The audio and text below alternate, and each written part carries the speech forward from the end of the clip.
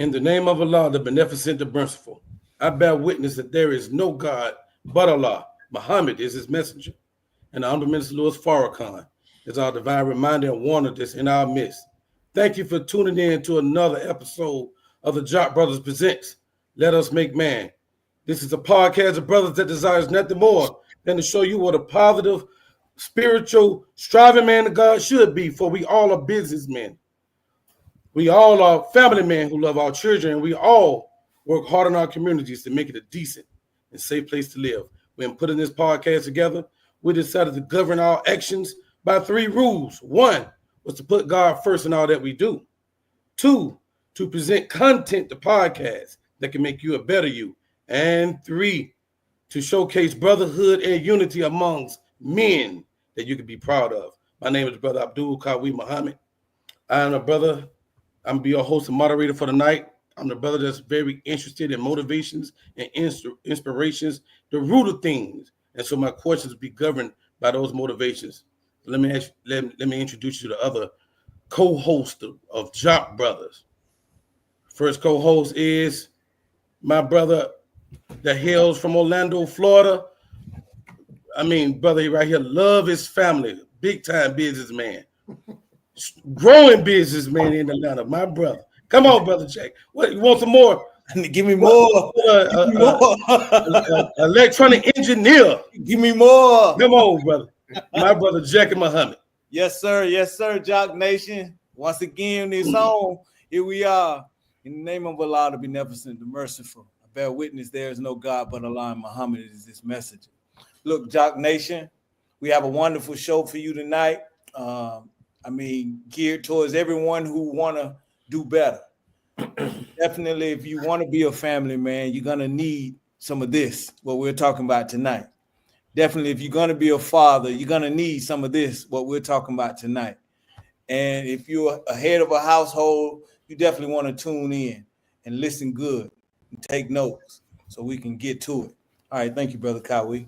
Praise be to Allah. Let me see if I can match Ahmed. The other brother that I'm talking about, born and raised in New York City, son of a legendary lieutenant out of New York. Brother is a well-traveled man, international traveler. Now this brother hails on the West Coast, and he's about to dominate. With no further ado, my brother, Ahmed B. Thank you, bro. Thank you, bro. Thank you all for taking, in the name of Allah, the beneficent, the most merciful. We thank you for taking time out of your busy schedules. I'm your brother, your humble brother. You forgot to add that, Carly. Your humble brother, Brother Ahmed. Today's show is from our new collection of financial awareness shows. So tune in and get your pen and pad out and all information you could take down. We are really, in 2025, want to inspire our listening audience financially aware as we do with other topics and subjects. We are a Black-owned business who supports businesses and entrepreneurs by inviting them to our show, spreading information and knowledge on our podcast. You can support us in many ways. We reach out to our tech team to get the Cash App to scroll at the bottom of the screen. Absolutely. What's up with the tech team? I don't know what's going on with them, yes, brother. Yes, sir. You got to see what's going on with the tech team, bro. We talking about money. You can support us financially at $Jock Bros, $Jock Bros Cash App. You can support us on your social media pages by just spreading, by just sharing on Facebook and Instagram. You can support us on YouTube by subscribing to our channel and pressing the like button for our shows. You can email us with any suggestions or any updates at jockbrothersviewers@gmail.com, jockbrothersviewers@gmail.com. If you want to send any other financial support, contact us and we can work other ways for you to send us financial support. And if some way or fashion you are spiritual or what they call today woke, if at any cost you can say a prayer, and that goes a long way. Thank you for taking time out of your busy schedules. Back to you, Brother Carly. Praise be to Allah. Yes, sir. Yes, sir. All right, no further ado. Let's get right to the show. We got a dynamic guest today. I want to give you a little introduction of him. This brother is a graduate of Texas Southern University and graduated with the BA in marketing. He is the CEO of Creative Home Buyers LLC, which is the leading real estate investment and marketing company in the Houston area. This brother also worked on Wall Street for 6 years. In 1992, this brother joined and became a dedicated member of the Nation of Islam. And this brother also served as the Southwest Regional Investigator for 26 years and counting. This soldier also served as a senior member of the Sterling Committee for the Southwest Regional Singles Ministry.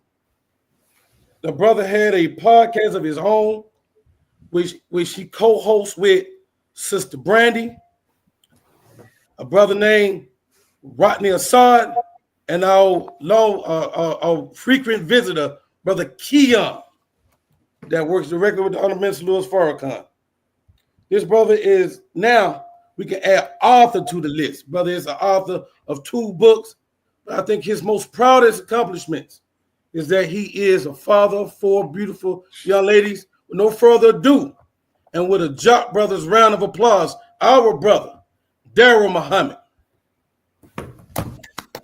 Assalamu alaikum. Islam, sir. First of all, in the name of Allah, the beneficent, the most merciful, who came in the person of Master Fard Muhammad, 9,000 miles to find the 3 of us and 40 million more. I'm thankful to him for his coming and raising up one. The most honorable Elijah Muhammad, we that believe know him to be the exalted Christ. But not leaving us alone to deal with this enemy all by ourselves, he left us the best one that he could have left us with. And that is the Honorable Minister Louis Farrakhan. Come on, bro. And in the name of those 3 men, I am here, alive and well, to represent the best that I can, the teachings that I've been blessed to be under for the last 33 years. And I thank you, brothers, for allowing me to come onto your platform. It's like coming into another man's house. You got to be grateful. You got to be thankful. And you got to watch yourself. You can't get too excited in another man's house. So I just thank y'all for this opportunity. I look forward to what God is going to show us in this show. Praise be to Allah. Beautiful introduction, brother. Beautiful words. Let's get right to it. Let's go to work. First of all, I want to get started. What is your background in finance, and what motivated you to write this book? Yes, sir. My background in finance goes back 45 years, back to 1980. That's when I first was introduced to real estate investing, no money down. And that's lit the fire.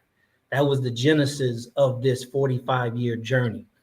And I made a lot of stops along the way to accumulate the knowledge that I have of money. And I called it in this book, The Money Game. But as you stated, I was a financial advisor, stockbroker, if you will, for 2 major Wall Street firms. One was Dean Witter, now Morgan Stanley, and the other one is Charles Schwab. And that just exploded the lid off of my thinking, right? Because very few of us ever get on the inside of Wall Street looking out. Most of us on the outside looking in. But God blessed me to be on the inside of Wall Street to look out. And what I saw will blow anybody's mind. And I've never been the same since then. So my journey goes back to 1980. It brings to mind something I heard on this journey, brothers, many years ago, back when I first got involved with network marketing back in 1985. One of my mentors said this: if you want to make a living, get a formal education. If you want to make a fortune, get informal education. When I heard that, it was a wrap. I continued from that point on to get informal education. So it goes back quite a bit. So actually, your book is The Money Game, so Black people can win and dominate. So you specifically put emphasis on black people.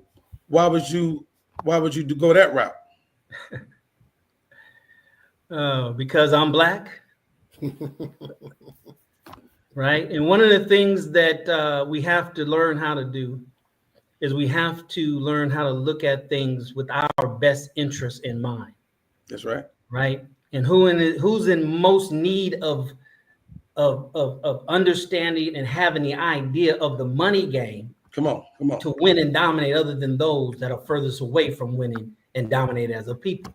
So, God has blessed me to get this information, to pick up these nuggets along this 45-year journey.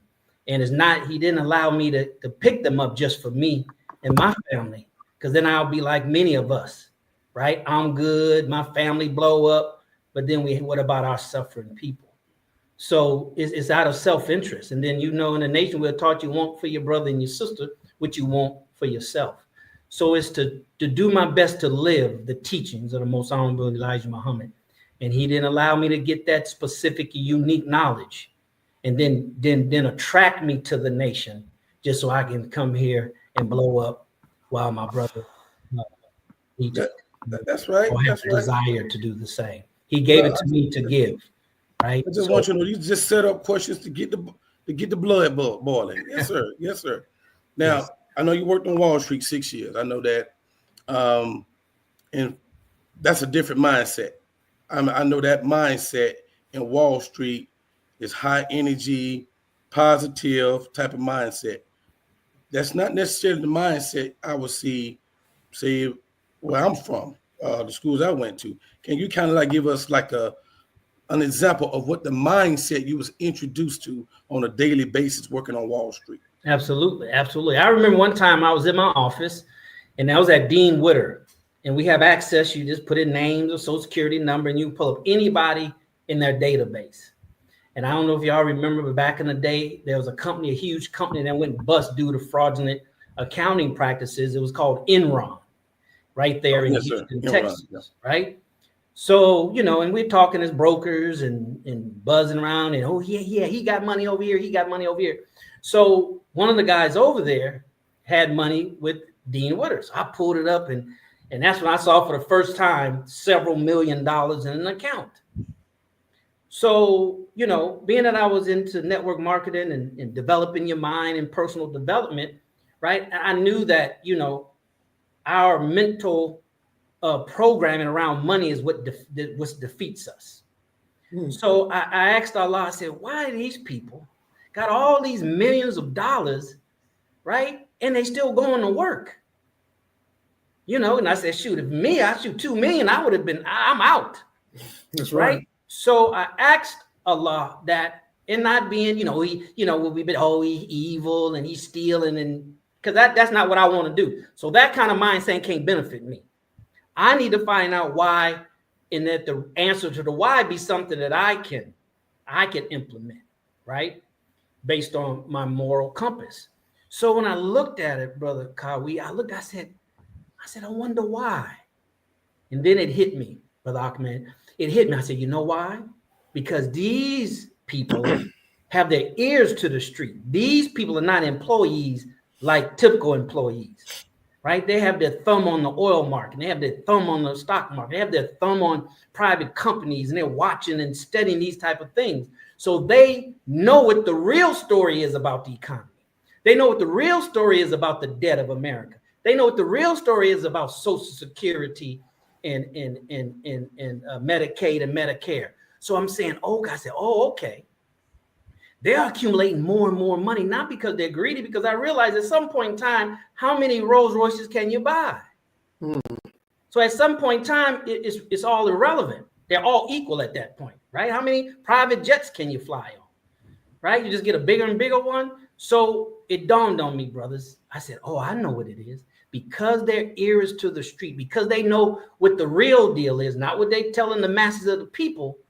They are getting enough money. So when these cards, this financial house of cards that's falling here in America, when that dominoes start to falling at a faster rate, and inflation goes through the roof, and a loaf of bread costs $100, they're still buying a loaf of bread, while we buying slices of bread.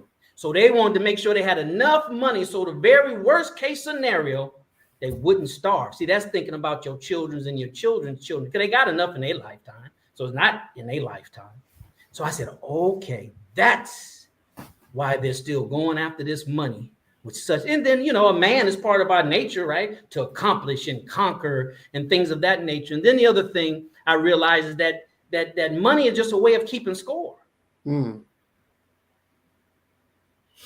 And Just a way of. Okay, I'm sorry. Well, you were talking. Go ahead, man. You were talking about the mindset of the businessmen today. What is the mindset that you have taken into account of Black people today, in as far as investing? In your book, you mentioned that some of the worst mistakes we can make, and how you can be really close to zero. Yes. Yeah, once again, that's part of the mindset, right? Mm-hmm. They're trying to get their finances so far from zero, right? So if they take a dip due to whatever the circumstance, they're not hitting to zero so fast. Mm-hmm. See what I'm saying? If you work like Elon Musk, you work in the trillions, he can drop, you know what I'm saying? A plane can drop 30,000 feet and he don't crash. Yes, We sir. so close to the bottom, we drop 5 feet and our plane disintegrating. You see what I'm saying? So it's really a mindset of survival, maximizing your ability to survive in worst case scenario, right? Worst case scenario. And we should always bet on worst case scenario. But what I learned something, and brother, you have to understand, and we have to understand, I've been, by Allah's grace, in the nation for 33 years nonstop. And I thank him for that, right? I didn't leave and come back like some others do, but he kept me here. He kept me here. He kept me here that long, right? So I look at, the minister told us in Closing the Gap, take what the world has and you sift it through the teachings of the Honorable Elijah Muhammad. So that's how I've learned to look at things. And I remember hearing a lecture that the minister you spoke many, many years ago. He used the word requisite. And I said, I ain't never heard of that word. I heard a prerequisite, right? So as I was putting my book together and thinking about what I'm going to put on the back of the book as a synopsis of the book, that word came back up in my head again, requisite. I said, okay, well, let me look it up, right? And sure enough, the definition means a thing that is necessary for the achievement of a specific end. Prerequisite means that something has to happen before something else can happen. So the Voting Rights Act had to pass before we can vote, right? The Constitution had to change and be amended before we were human beings. But requisite knowledge is not that. It's just knowledge that you need that is necessary for a particular achievement. Okay? So Right. Nothing, it's not prison to nothing else. It's not a contingency. Yes, sir.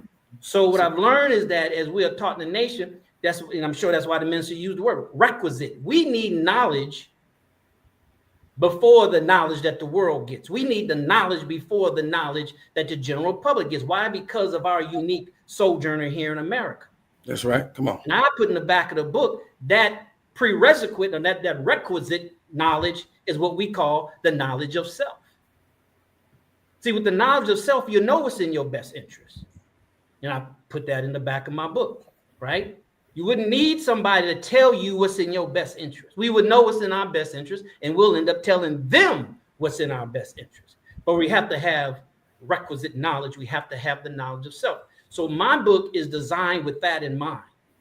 As I say in the back of the book, you don't need another book on finance. You don't need another book on stock market. You don't need another book on real estate. We got all of that, and look what condition we're in. So something is obviously missing. And this is what I asked myself on this 45-year journey. Daryl, you got this information, but it still is something missing. You're doing good. You know what I'm saying? You're exercising it, but still, your dream and your vision and your aspiration is way larger than that. And it's that requisite knowledge that we don't have, that we have to have. And I'll simply say it like this, Brother Ahmed, it's the difference of, you hear financial literacy. That's true. But I use as a rule of thumb, whatever the masses of the people, whatever they give to the masses of the people, we need something before that. Yes, sir. So you have to have something that closes up that this 460, 70-year-old sojourn of slavery and, you know, and all this other kind of stuff. So what I call it financial consciousness. Consciousness means where you have an aware of you're aware of your environment, your surroundings. We need financial consciousness, and then we can go into financial literacy, because now you have financial literacy, you'll know what to do with it because your conscious level is up. Yes, sir. I'm assuming that's the reason why you wrote the book in the way that you wrote it, because as I was going through it, I noticed that you methodically went through, you took the time to explain what most of us would say, oh, we know this, like what is good debt, what is bad. You took your time and really explained things. And then I noticed that you almost repeated them subtly along the way as to further, I guess, kick that concept in place. Did you write it like that because you felt that was something missing in just the way Black people approach money? Or did you feel that we need a little bit more knowledge on what we're actually dealing with when we're dealing with money? Yes, sir. Yes, sir. Well, the whole premise behind the book is to break up the miseducation. There's a book called that, right? Miseducation of the Negro, right? To break up that miseducation that we have around money, right? All debt is bad. And no, that's not true. Yeah, it is if you're a consumer. But if you're a consumer, you'll never win and dominate at the money game. Because those that win and dominate, they win and dominate over the consumers. Because the consumer go give away their wealth because they don't know what to do with it or don't have the desire or just whatever the case may be. So it's to help us to break up this myth, right? This miseducation, right? And sometimes you have to, hit it a couple of times before you can get a crack and then get a breakthrough that we need. So it's to, and as I say, it has financial things throughout, but there's other things in there that you wonder, well, now what that have to do with money, right? But we got 1 point, whatever it is, $3-4 trillion in spending power, the 9th largest in the world. So money ain't the problem. It's the requisite information, knowledge that we have a problem with that's missing to know what to do with that $1.3 trillion. So yeah, it's to break up the foolishness, hurdle truth, that falsehood until you knock its brains out. So that's what it's designed to do. So one of the pet peeves of mine, just bothers me is how we talk about money. The minister may use words like the filthy lucre and whatnot, but when he talks in that way, it's always in a context. And then sometimes we take it out of context and just use it as everyday language. Like, man, they ain't about the money, man. Ain't chasing no money, and then you get some, and then you say, man, this is a tool that really, if we learn how to use this tool properly, you really can give yourself a good life. So what do you like when you have students like that? How do you handle them to make them understand? Maybe, if you have students like that, that really don't really know how money is used as a tool. You know what I mean? It's either I just want to buy something to eat, or I just want to, like you say, a consumer mindset. So how do you go about, changing the mindset of a person who come like that? Yeah, well, the best I can do, brother, in a situation like that is direct them to books. Okay. Right? Because a book can do the work that I'm, what I'm saying? That's something they have to do. I've learned over the years that the student has to work harder than the teacher. I'm not going to work harder than you. Yes, sir. Absolutely. So that's not going to happen. I'm not going to let it happen. Whatever level he working at, she working at, I'm coming right underneath them. So it's to direct them. It's to direct them. and then come back and say, well, have you read the book? No, I haven't. Well, I mean, I can't help you. You want me to do the work for you. I can't do that. That's counterproductive. Those that know don't do that.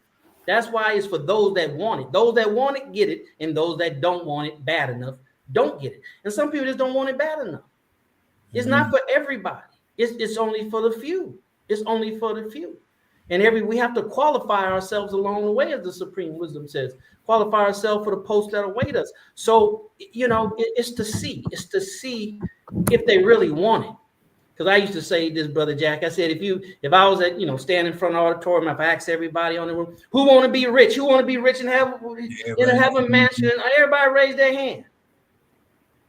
But if I turn around and told you what you had to go through and sacrifice and lose to get it, now raise your hand. Them same number of hands ain't gonna go up.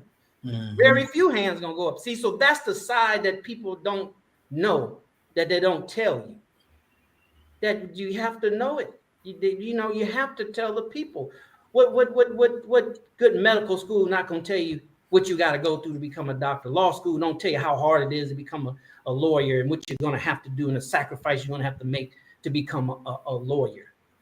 So those of us who's in pursuit of high aspirations.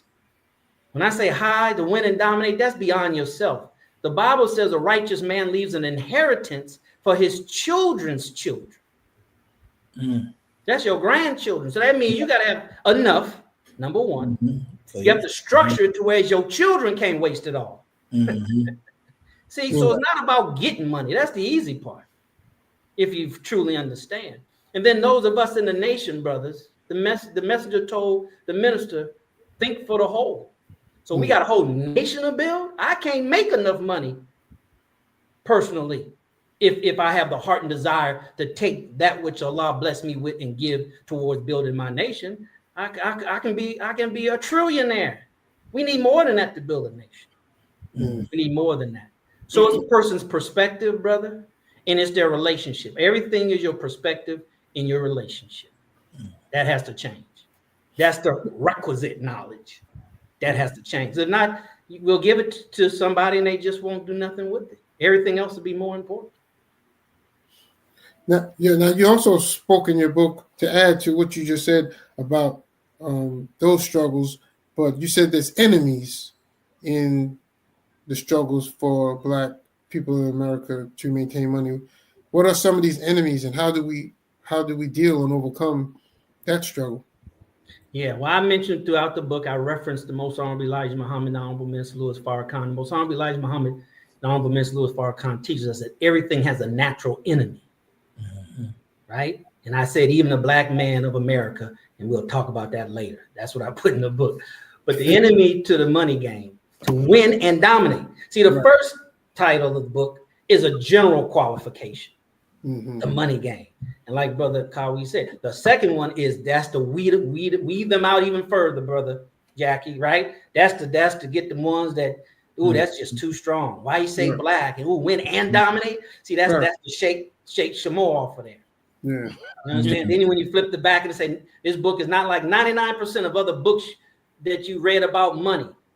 See, that's to shake out some more. It's a sifting process, right? Before you even buy the book.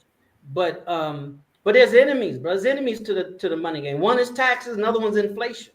Those are two biggest ones: taxes and inflation. So in learning the money game, you definitely have to study how taxes work, how to maybe even use taxes to your advantage, business wise and whatnot. So these are some things. Would you call that prerequisite knowledge or just requisite knowledge? We need requisite knowledge. It's just requisite knowledge. You have to know how taxes work. Okay, yes, sir. Absolutely. Yeah, right. Yeah, absolutely, brother. Because then we'll understand things better. See, the Most Honorable Elijah Muhammad said on the back of the Final Call newspaper, right? We should be exempt from taxes. See, we have to be much more, deeper thinkers on the teachings and ask for clarity. See, he offered that what we want as mercy and grace to our enemy. Mm-hmm. But we got to understand that the enemy ain't gonna never give it to us. And I mentioned that in my book. So what do? You focus on what the purpose of that offering is for our enemy? No, I would say requisite knowledge. You say, okay, then, well, let me see how I can exempt myself from taxes legally. Right. And that's how you do it. Absolutely. All right. So Yes, sir. I know it's a lot of moving parts in your book. It's like 20 chapters plus, right? Yes. So let's just get right to the title. In your own words, what is the money game? Ain't no sense of going this chapter. What is it? Money game is a game that we all play. The homeless play the money game. You said the homeless? Yes, sir. Okay, all right. Yeah. The money game is like the game of life. Everybody plays it. Everybody plays the money game, even the homeless. Anytime you give $1 to the homeless on the corner, you activated him into the money game. You activated her into the money game. If she or she has, any of us have money in our pockets, we're activated into the money game. Now there's rules to every game. And those that know the rules, know how to execute the rules, have the best strategy and tactics, and understand the overall objective in components of the game, have a mathematical higher probability of winning and meeting their goals for playing the game. And I say in the book, too many of us play the game just to have fun, just to say I'm playing the game. Right. Very few of us want to win and dominate because that's something totally different. So the money game, we have to understand when you give your grandbaby $1. Now here you've activated them to the money game. Now what rules are they playing by? What do they know what to do with that dollar? Hmm. They only know what's been taught to them. Yes, sir. Spend it or to hold on to it. See, so now depending on the rules that have been given to us, and then we choose to play by, determines how we play the game and if we win or lose. Hmm. Oh man, I'm really feeling you now from a different perspective, bro. Wow. You know, the minister told us to study Kobe, but I'm I'm feeling your 45 years, bro, of how you're coming. So, you know, me personally, just listening to you, bro, you know, haven't been taking it as strong as you're giving it now. I need to get more requisite knowledge, you know, and then learn how to, you know, give that knowledge as I'm, you know, as we are playing this game anyway. We are in this game, you know, and we have been ignoring a big part of it. Come on, Jackie. You're right. Definitely, brother Daryl. I'm really feeling what you're saying, bro. Praise be to Allah. And I say in the book, we have to play to win and dominate, and not play not to lose. Right, right. See, most of us playing not to lose. Yes, sir. You Not know to what? lose your house, not I to know lose your car, not to lose your good credit, not to lose your credit cards. Well, you're gonna lose by playing not to lose. Right. Now, where do you stand on in your book when you speak on the true knowledge of money, and how do we deal with money versus credit in the money game? Yeah. I came with an idea. I said the divine use of money, is to use money to positively affect other people's lives. So if I got some money and I can do something to benefit or help my daughters that will positively affect their lives, then that's the divine purpose of money. Yes, sir. You don't think God got no purpose for money? In God we trust. No, I agree with you, brother. That's right. That's right. So God ain't got no purpose for money. Come on now. We don't have enough righteous billionaires. Right. That's the problem. So credit, brother, credit is just leverage. Credit, once again, is part of the game, the rule to the game. Mm-hmm. I can lift up a car with a jack. That's leverage. Mm-hmm. Trying to lift it up myself, that's not leverage. right? So I learned many years ago, if it don't have leverage and it's not residual, I'm not interested. I don't care what you're talking about because I'm violating the very principles that I need to exercise on a daily basis just to have an opportunity to win and dominate at the money game. Leverage. And what did I say? Leverage and residual, right? residual. Mhm. Yeah, residual. I'm not playing any other game. If I do, I'm gonna play that earn game to take that money and put it in some residual. See, those that understand the game and the rules, and I say it in my book, all money is not created equal. Mm. I make 50,000 a year. Brother Kawi make 50,000. He make that residual because he got investments. I gotta go work 60 hours a week. Mhm. Next on a piece of paper, it looks the same. Mhm. That's not equal. See, so once again, with that kind of clarity, you won't be so easily hoodwinked and bamboozled when people throw out numbers at you. Mhm. Oh, it's 50,000. Yeah. Oh, 100,000. That's good. Mhm. But what's behind? What's behind that 50,000? What's behind that 100,000? Oh no, I'm not. I'm good. I'm not. I don't want to do that. But it's 50. But it's 100,000. No, I'm all right. I'm all right. The only way you can respond like that is if you have requisite knowledge. Absolutely. Yeah. So explain to the audience the difference of the four incomes. Is it four incomes? Yeah, go ahead. Well, you got earned income. You got passive income, which is residual income. Mhm. Right? Those are the two main ones. Right? You're either trading time for money, or you got money making money for you. Mm. What did God do? God ain't producing all the children out of his loins. As residual. He got residual. You know. And we bring them right to you. So by not having residual, we are going very against the nature of God, in which we would even be here if he didn't practice residual income. All his creatures practice residual income except for the human being. Absolutely. So it's in our nature to practice residual income. But minister said we've been taken so far from our nature that prophets have to come and teach us rituals to put us back on our nature. But at some time, we won't need those rituals because we'll be back in our nature. Wow. So go ahead, man. Can you speak on the consumer versus the investor? Yes, absolutely. Consumer is the Bible says it's better to give than receive. It's natural to become a consumer. When we're born, we consume it, right? But we have to be taught to be a producer. It's in our nature.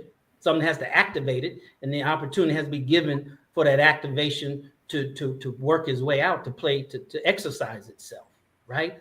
So if we all we do, and I say all meaning the majority of the time, consume,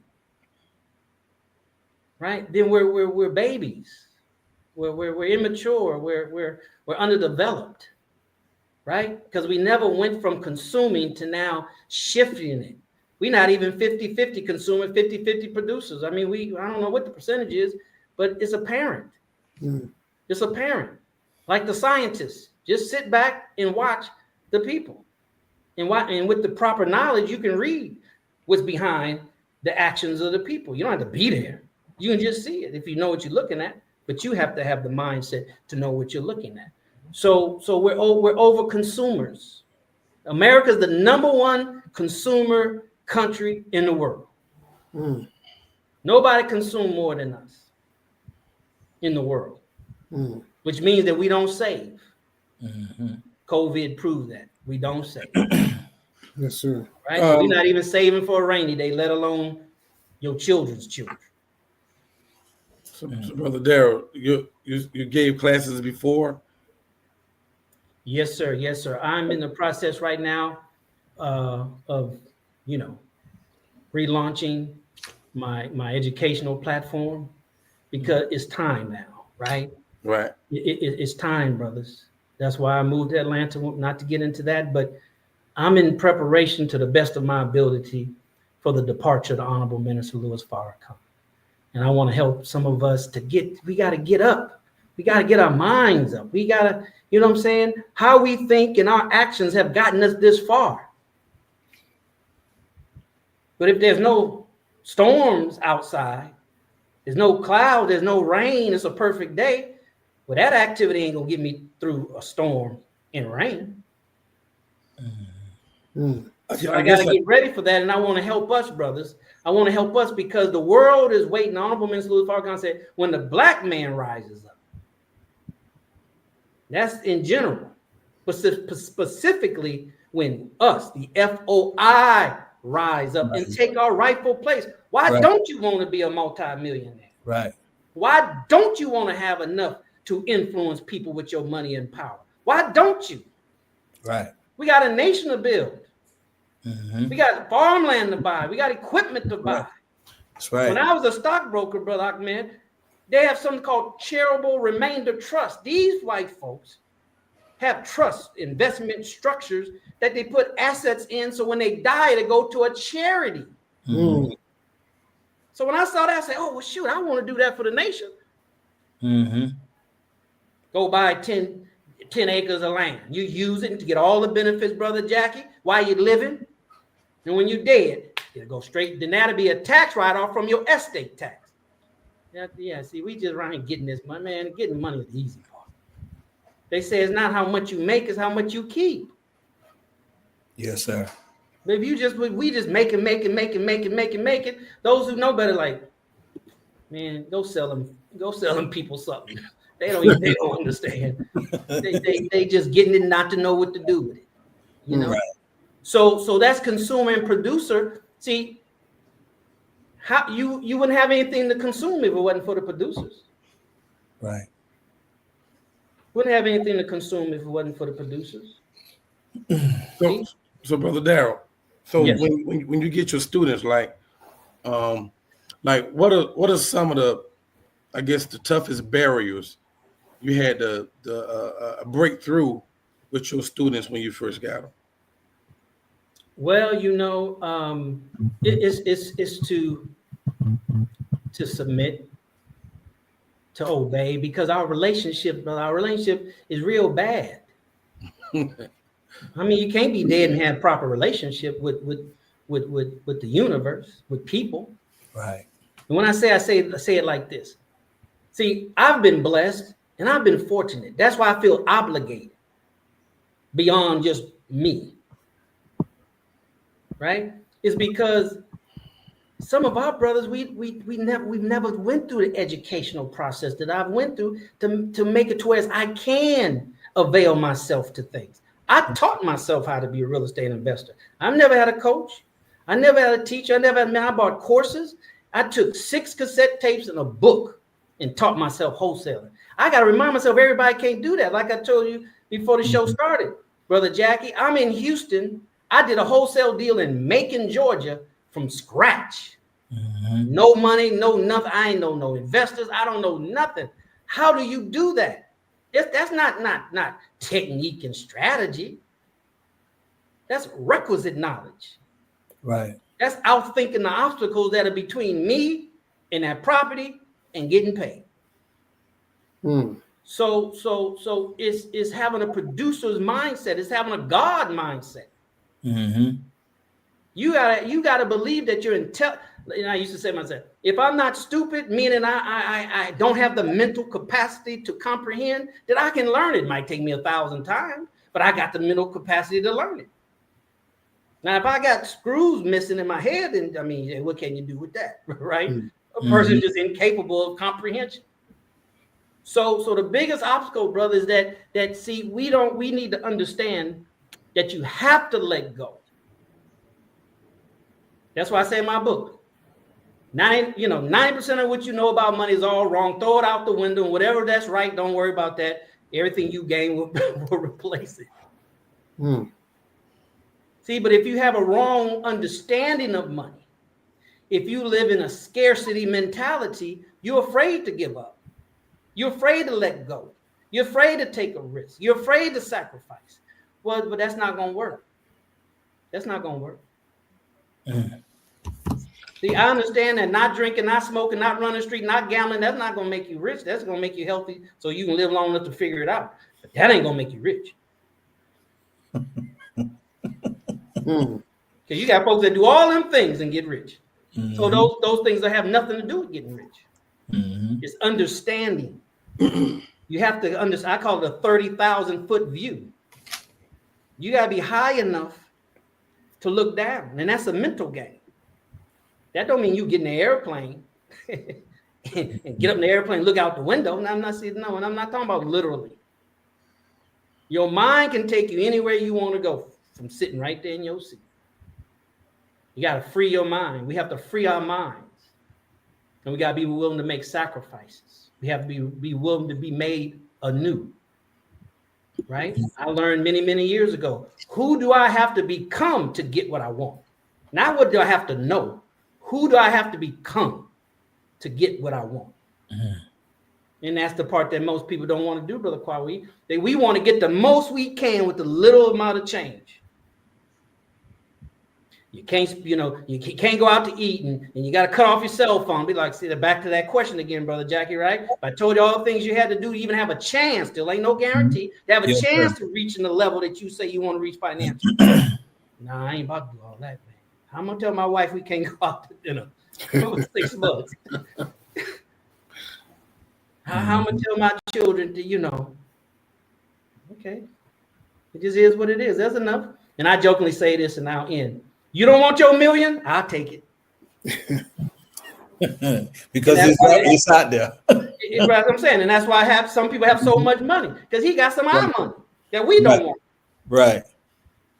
Because the universe going to have it go where it needs to go. Air and oxygen going to go everywhere. You don't have to consume it all. It's still going to go everywhere. Right. So, this is okay. It's okay. It's all right. More for me. More for us.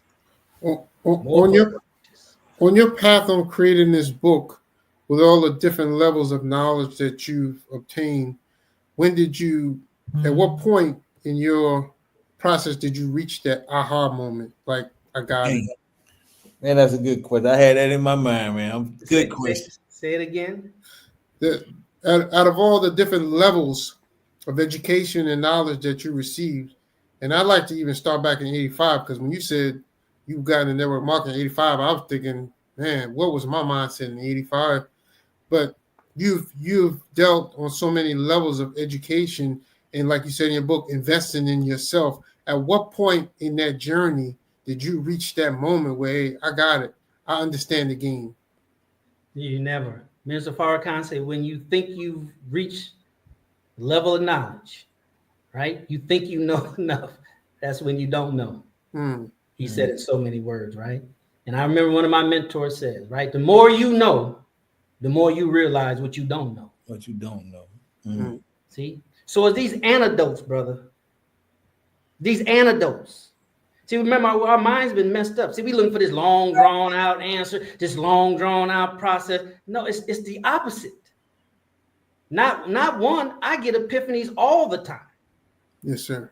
When do Farrakhan? When the one moment he communicates with God all the time. You might have one that stand out different from the other, but he's always. It's constant. It's constant. Mm-hmm. It's constant. It never stops. It's not one. There's no one step in the ladder. There's a whole bunch of steps in the ladder. And the higher you trying to go, the more steps you got. So get to stepping, right? Get to stepping. See, we trying to do we want to maintain who we are and all our habits. Don't have to be they bad habits. They can't help you accomplish your goal, but their habits, we not trying to let them go. Can I reduce it down? No, got to get rid of it. See, now that's a little too much now. I'm not willing to do that. Okay. It's okay. So it's a lot of epiphanies, brother. It's a lot. It's a lot of epiphanies, right? I had to write the back of this book. I had to write about me in this book. So it's a lot of epiphanies as I laid it out, right? As I laid it out. Let me drop this for your audience because I have a free gift I want to give. So make sure for your listeners, I was going to mention it. Make sure we get that in. But check this out.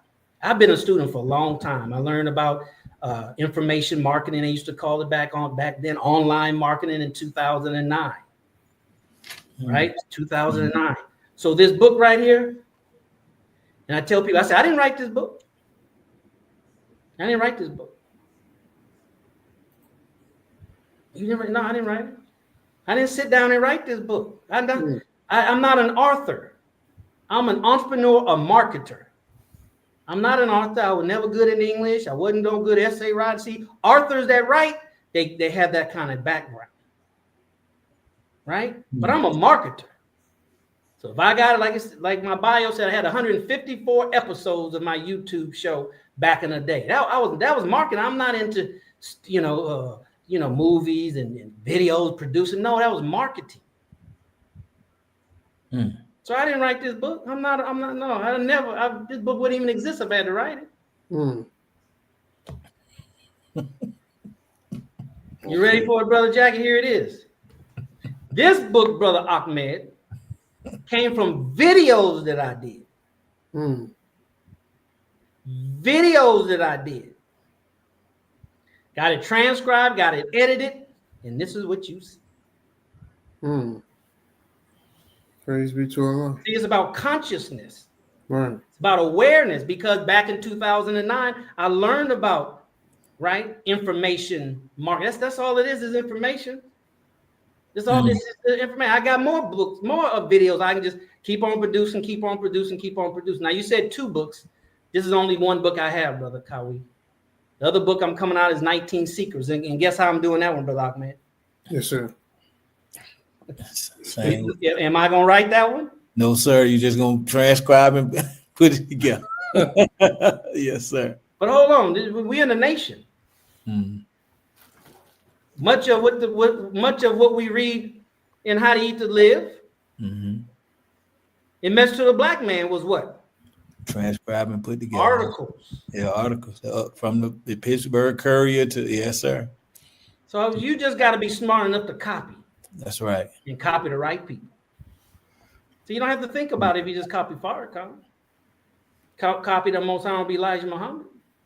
Honorable Elijah Muhammad didn't give you what you thought you needed as far as God and religion and Islam. There ain't nothing orthodox about us. So how am I write a book and my book be orthodox like everybody else? Yeah. I'm not true to the game. I'm not true to my religion.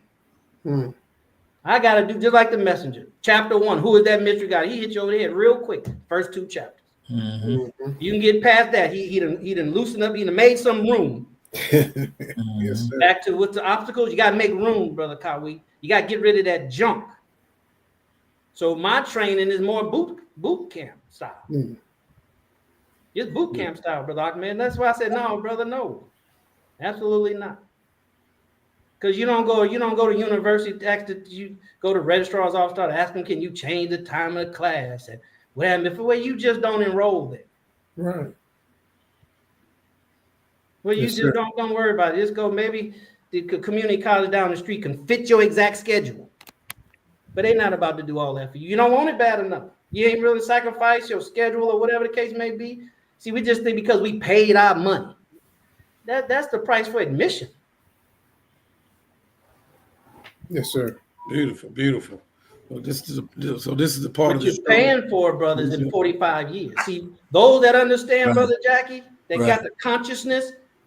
See, they always trading time for money. I mean, time, your time. Here, take this money. Take this money. If you're gonna save me some time, you're gonna save me 45 years, Brother Darrell. Shoot here. How much is it? That's right. See, that's what we gotta understand. See, that's the consciousness. Right. That's the consciousness. You gotta be aware. You gotta be right down to the modern time. You gotta be in present time. If you ain't in present time, you operating on yesteryears and stuff that ain't even true no more. I put that in the book, right? They ain't even true no more. And then we have to know what works for us. But you have to have a level of self-interest and consciousness. Just like they say, don't listen to somebody ain't been where you want to go. See, that's good for them that have folks that's been where they want to go. But we don't have folks like that at our access. So what do? We can't follow that. And then like I told Brother Kyle, we had a conversation last week. I said, okay, then what about the messenger of Allah? That means you'll never listen to him. because he told you stuff that he didn't have. Hello, somebody. Yes, sir. So deep down in your conscious, if you believe that, and that's in your subconscious mind, we'll be less obedient to the messenger, because back in our subconscious mind, it'd be only listen to people who've been where you want to go, who want what you want. Mm-hmm. Oh, that won't be Farrakhan. Right. And then we'll wonder why we misstepping. I said we. Right. Yes, sir. So the free gift, let me say it real quick. The free gift I want to give to everybody is right there on my screen, themoneygamebook.com. You go there. I give you 2 free gifts just for getting on the list, right? One is an audio talking about the money game to help us kind of reframe our thinking. Because you're going to argue with what I tell you, because it's so deeply in your subconscious mind. Yes. Right? Yes, Right? sir. And then the Yes. second one is once I exceed 100 subscribers to that website, and I'm very close, then I'm going to have a live Zoom where everybody who's just on that list can come and ask me some questions, right? Because these are ideas and concepts. You don't expect to know about the money game in one volume. It's a process and a journey that you have to go down, that you have to travel down. I'm just here to let you know there's a road, right? And how to look for the road if you want to win and dominate at the money game. So by going to that website, once we exceed 100 subscribers, we're close. So we'll try to do it before Savior's Day. But it's to come on so you can ask questions. Say, Brother Derek, you said on page such and such, what do you mean? We can expound. There you go, themoneygamebook.com. Thank you. We can expound on that. Okay? And that'll save you time. That'll save you time. Because I can expound on these things, Brother Jackie. 45 years, you ain't got that kind of time. So, Brother Darrell, this is the part of the show where we do final words, and we're gonna go around. We're gonna go around the screen. But I'm gonna start off with you. Give you the first final word. Who, me? Yes, you. Oh, final word, go to themoneygamebook.com. Sign up, right? And on page 2, you'll be able to purchase the book. I learned that in 2009 about online marketing, right? No, I don't want you to go to Amazon. I want you to get on my list. So now you and I can have a personal relationship. Remember, that's how Mark Zuckerberg was the youngest billionaire. We done gave him all the content, and we keep it on his page. He ain't got to create nothing. See, once you have that financial consciousness, Right. then you can see the game that's being played. Mhm. And then if you plan it from the standpoint of consciousness, okay, I'm a pawn, I'm gonna be a pawn, I'm gonna play the pawn, I'm gonna be the best pawn I can be. But we around here thinking you're a queen and a king and you're a pawn, there's a problem. There's a big problem. So get on there and then you get the book. Page 2, you'll be able to buy the book. And then you'll get it. Now Amazon is my client. That's my customer. They came to me first. They didn't go to you first. Do you know you can go to Amazon and say, give me all the people that bought my book? They say, no, that ain't your list. That's my list. So that's what they would do, brothers and sisters. And I'll tell you, right? You have to do it. You have to go out here and let me say it like this. And I look at from I just put it on my heart, and I ask Allah to show me and guide me and bring people into my life. If your desire is strong enough and you keep it on your heart and it's as pure as possible as it can be, I believe that God will show you and guide your steps. That's what He's done for me. He'll guide your steps, and I'm here to help. I'm here to shorten your learning curve. See, other communities have what we don't have. They have people that are where they want to be, that are willing to help them. They have a more in abundance than we do. We don't have that. So I can show you how I was able to do what I'm able to do without no coach, no mentor, nobody that I can call and say, hey, what would you do in this regard? And I want to be that for you all because I can be a whole lot further if I had that. But I'm not sitting around waiting for them to show up. They just have to show up along the way. Yes, sir. So that's what I would tell you, brothers and sisters. And don't let what you see, what's going on in the environment, don't let that bother you. Know that there's people getting rich in all economies. All economies. Mm-hmm. right? And those of us that's about this bag, Brother Jackie, we supposed to know two things with Donald Trump. He about that paper. Mm. And he gonna make a way for those that's about that paper to get more of it. That's right. Beautiful, That's beautiful. absolutely correct. Why you worrying about DEI and see, stop drinking the Kool-Aid. Put the Kool-Aid cup down. Yes, sir. That's for the masses of the people. We should be look past that and say, okay, what's the silver lining in this? Farrakhan said it like this. He looks for God in everything. God is the silver lining. Beautiful, beautiful. Brother Jackie, final words. Man, thank you for coming on, Brother Darrell. Giving us 45 years in 1 hour. But you didn't give us the 45 years, but you definitely gave us whether we have to make a decision now. You know, do we want requisite knowledge? What are we willing to give up for requisite knowledge as well? What are we willing to sacrifice? So, and I hear you clearly, brother. Definitely, if we want to do better, we have to know better. And you've given us a good start. So thank you for coming on and really educating us, really re-educating us about money and the mindset we must have in order to gain it, and keep it. And then as the Bible says, if we want to be righteous enough, it offer it to our grandchildren and our great-grandchildren as well, so they can benefit from our decision and that we make now. So thank you, Brother Darrell. Yes, sir. Thank Doing you. what you're doing. Thank Yes, you. sir. Brother Ahmed, final words. Yes, sir. Thank you, Brother Dow. You definitely brought some awareness to not only ourselves but our listening audience, and we look forward to. We thank you for allowing yourself to be that vessel that we can all pull from to get this knowledge and information, and for you to take the time out to put those books out there in these classes. We pray that we can promote your product and your services to our listening audience and those of us, even the Jock Brothers, who would like to take part in your endeavors. So thank you. Yes, sir. You're welcome. Well, Brother Darrell, man, you calling and showing interest to be on our show was one of the best calls I had last year. And man, I wish we could have had this show a lot earlier, man. You made a lot of valid points tonight that I had not even thought of or even considered. And so these financial conversations is absolutely what we need, not just as individual, but as a collective. So, I mean, I thank you for getting us started with that type of conversation. And I really want more and more conversations like this going forward. So, like Ahmed said, we look forward to being one of your students. See what else you got to offer. So, thank you, brother, for coming to the show.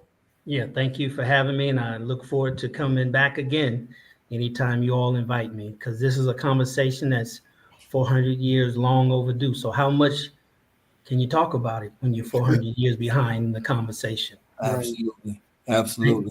Somebody Yes. has to be dedicated to this, to where the people don't understand. They'll confuse you with the other money grabbers.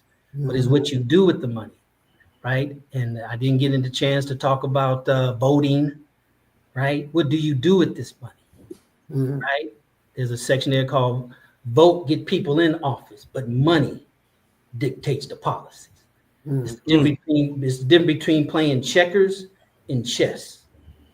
This money game is a big board. It's a playing board. Brother Ahmed, to consumers, it looks like a checkerboard. But to those that win and dominate, it's a chessboard. When you look at it, they look exactly the same. What makes the difference is what pieces you're playing with and who's playing with those pieces. That'll answer your question to what is the money game. Praise be to Allah. All right, man. Like Brother Jack, I always like to say it, Brother Jack. Do your thing, brother. Another one.